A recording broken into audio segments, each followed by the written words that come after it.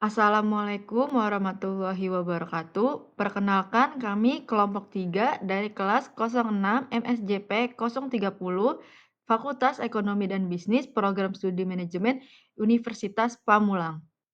Sebelumnya kami ucapkan terima kasih kepada Ibu Syarifah Ida Farida selaku dosen pengampu Manajemen Strategi Sumber Daya Manusia. Untuk materi kelompok kami yaitu konsep MSDM dan evolusi teori manajemen. Perkenalkan ini ada kelompok kami. Yang pertama ada Gisuci Andira, Muhammad Bayu, dan Syakila Al-Shifa. Untuk materi pertama kelompok kami ada konsep MSDM. Sumber daya manusia termasuk sebagai salah satu unsur paling vital bagi suatu organisasi. Terdapat dua alasan dalam hal ini.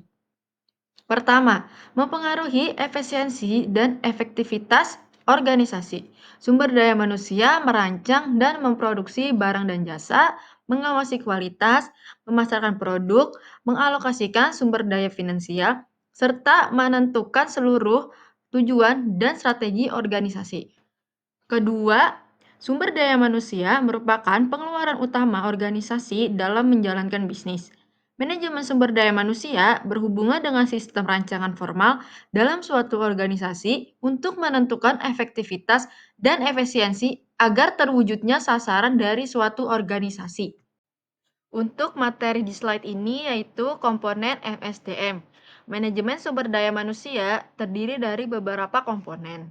Komponen tersebut merupakan sebagai bagian pendukung yang melangsungkan kegiatan suatu perusahaan. Komponen ini nantinya akan bekerja sama agar dapat mencapai hasil yang menjadi tujuan dari suatu perusahaan.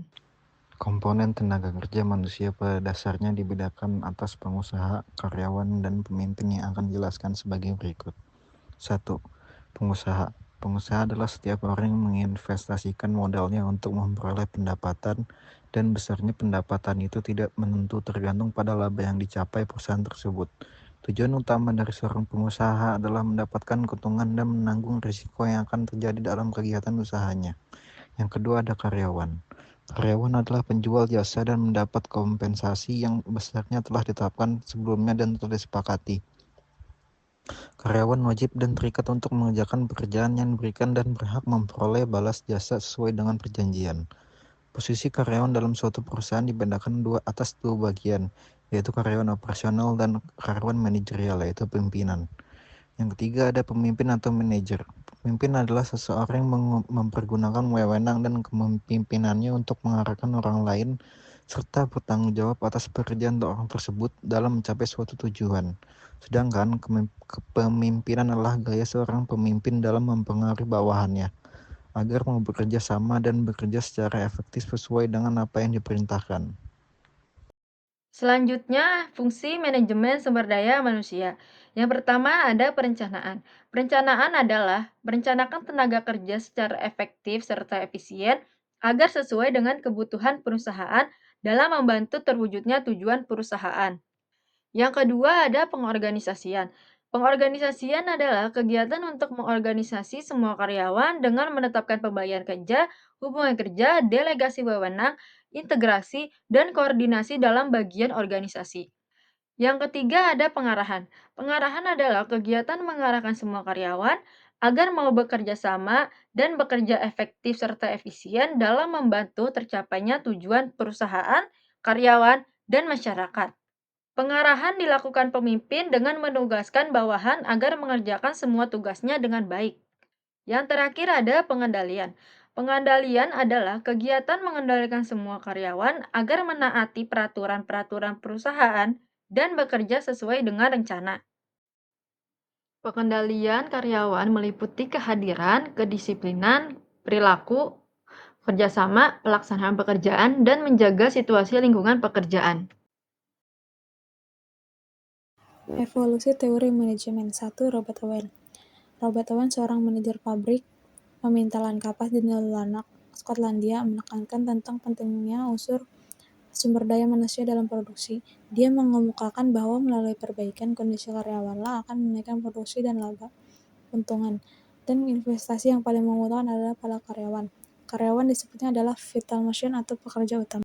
Yang kedua ada Charles Babbage pada tahun 1792 sampai 1871.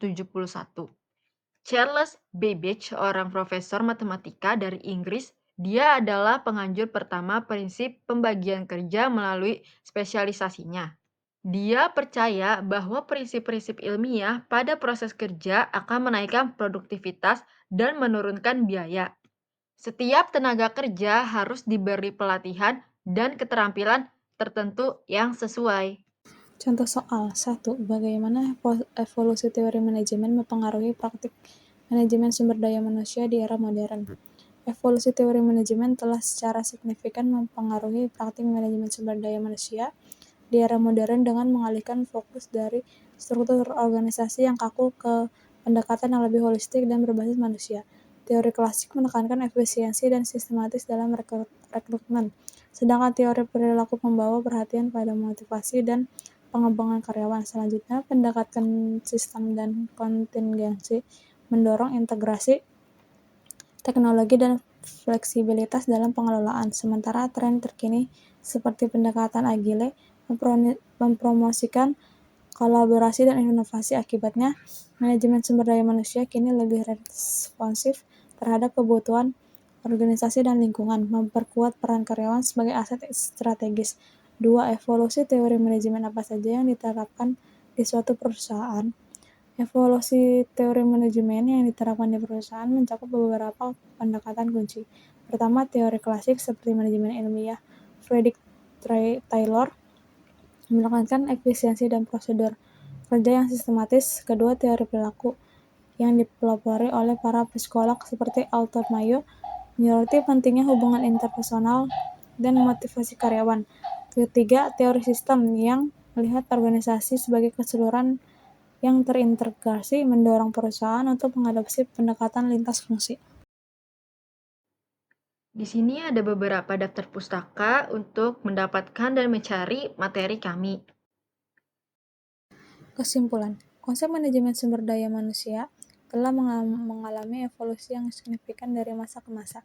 Pada awalnya, manajemen SDM berfokus pada tugas-tugas administratif seperti penggajian dan administrasi tunjangan. Namun seiring dengan perkembangan globalisasi, konsolidasi perusahaan, dan kemajuan teknologi, fokus manajemen SDM telah bergeser ke inisiatif strategi seperti manajemen bakat, perencanaan suksesi, hubungan industrial, dan inklusi keragaman. Evolusi ini juga mencakup perubahan pandangan terhadap karyawan dari sekadar elemen sumber daya tenaga kerja menjadi aset strategis yang berharga dalam organisasi. Dalam konteks ini, manajemen SDM modern menekankan pentingnya pengembangan intelektual dan emosional karyawan serta pengakuan terhadap keterampilan lunak seperti komunikasi dan kepemimpinan. Sekian dari kelompok kami, semoga materi kami dapat bermanfaat. Wassalamualaikum warahmatullahi wabarakatuh. Sekian dari kelompok kami, semoga